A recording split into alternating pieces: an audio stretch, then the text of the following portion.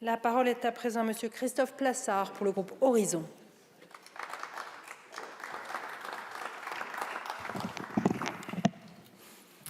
Merci Madame la Présidente.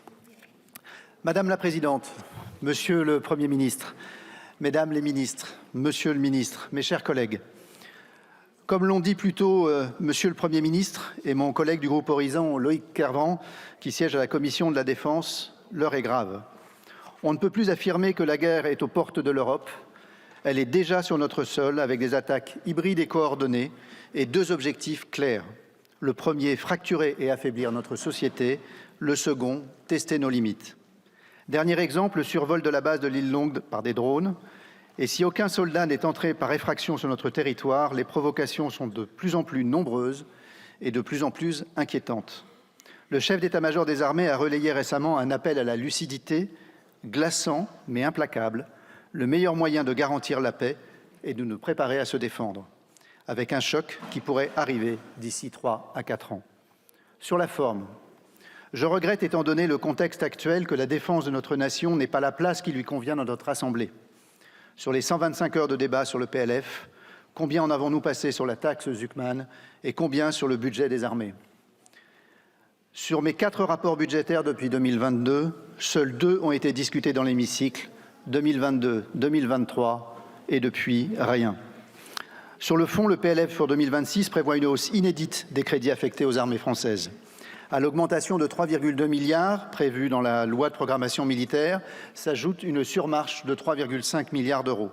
La hausse cumulée des crédits, soit 6,7 milliards d'euros, représente plus de 10% d'augmentation par rapport au budget de 2025. Cette surmarche budgétaire ne remet pas en cause la LPM, mais marque la nécessité d'accélération face aux nouvelles menaces. Cette surmarche devrait profiter avant tout à l'équipement des forces qui bénéficieront des 2 tiers de cette hausse de crédit. On peut citer les programmes à effet majeur, les munitions, les drones, les capacités spatiales et la défense sol-air. La défense de notre territoire et des Outre-mer sera renforcée avec la commande notamment d'une frégate, d'un nouveau sous-marin nucléaire d'attaque de classe Barracuda et de missiles Aster.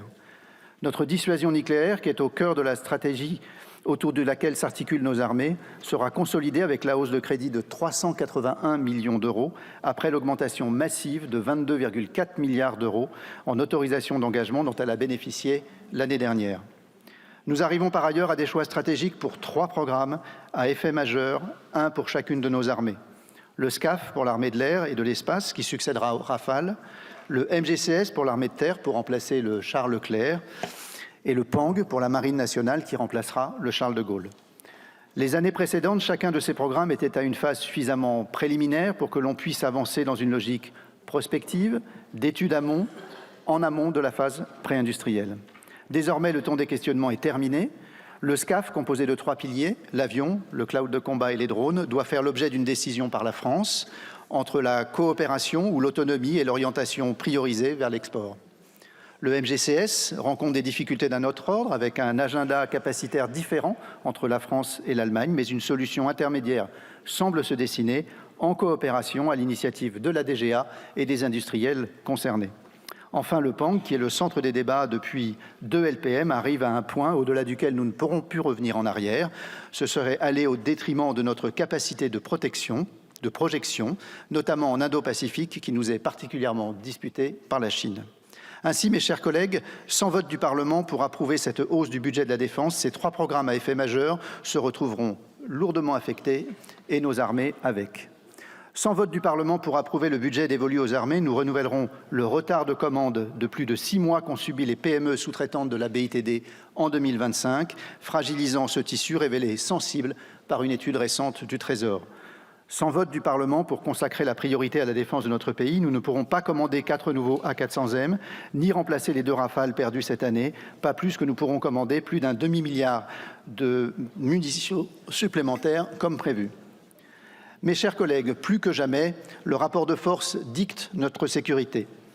Sans vote du Parlement pour augmenter les moyens donnés à ceux qui nous défendent, nous mettrons la France en position de faiblesse face à ceux qui sont d'ores et déjà en position d'agresseur et qui n'attendent que le faux pas pour passer à l'offensive. Le groupe Horizon et Indépendants répondra donc positivement à la question posée sur l'augmentation du budget de la défense. Je conclurai et je résumerai mes propos en ces mots: non au désarmement budgétaire. Je vous remercie. Merci beaucoup, monsieur le député.